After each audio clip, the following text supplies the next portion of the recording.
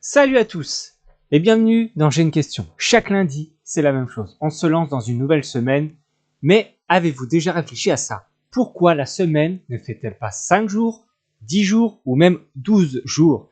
Pourquoi ce chiffre un peu bizarre de 7 jours? Aujourd'hui, on répond à la question pourquoi la semaine a-t-elle 7 jours?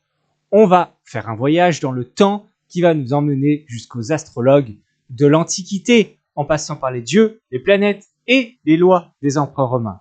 On va voir que tout est lié et que les hommes regardaient dans le ciel il y a des milliers d'années. C'est parti!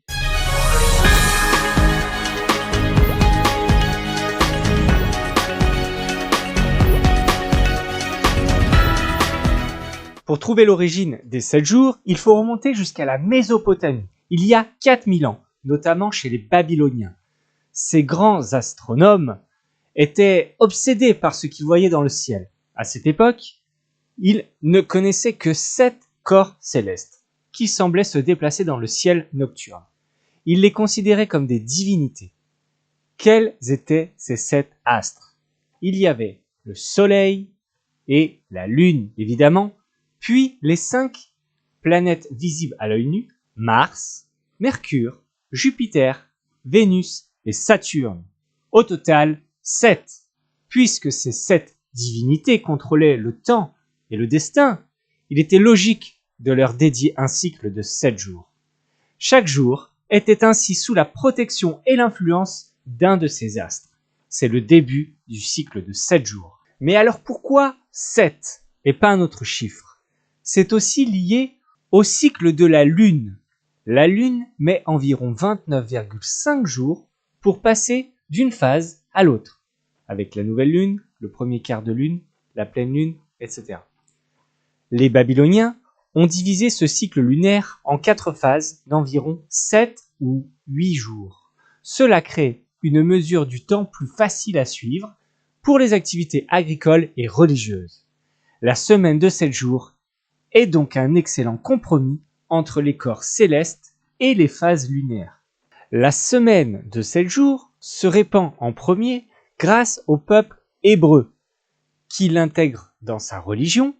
Leur texte sacré décrète que Dieu a créé le monde en 6 jours et s'est reposé le 7e, c'est le sabbat. Cette semaine devient donc un pilier religieux. Mais comment est-elle devenue universelle en Occident?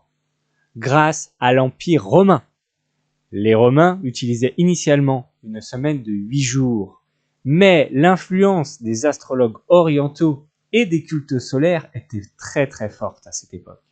Finalement, c'est l'empereur Constantin qui en 321 après Jésus-Christ a officiellement décrété que la semaine romaine aurait 7 jours et a fait du dimanche, le jour du soleil, un jour de repos légal.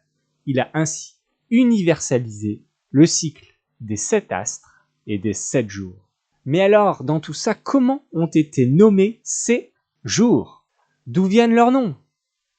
Il suffit de regarder les noms des jours en français, et surtout en anglais et en latin, et vous verrez le lien direct avec les astres. Partons du dimanche. Le Day of the Sun, Sunday en anglais. En latin, Dies Solis, jour du soleil. Le lundi, la lune. En latin, Dies Lunae, jour de la lune. Le samedi, Saturday en anglais, c'est le jour de Saturne. Les jours restants sont souvent nommés d'après les divinités germaniques. Mardi, mercredi, jeudi, vendredi, qui sont les équivalents locaux des dieux romains associés aux autres planètes, Mars, Mercure, Jupiter et Vénus. Le système des 7 astres a survécu à travers les langues et les millénaires. C'est magnifique! Voilà, la semaine de 7 jours n'est donc pas une convention arbitraire moderne.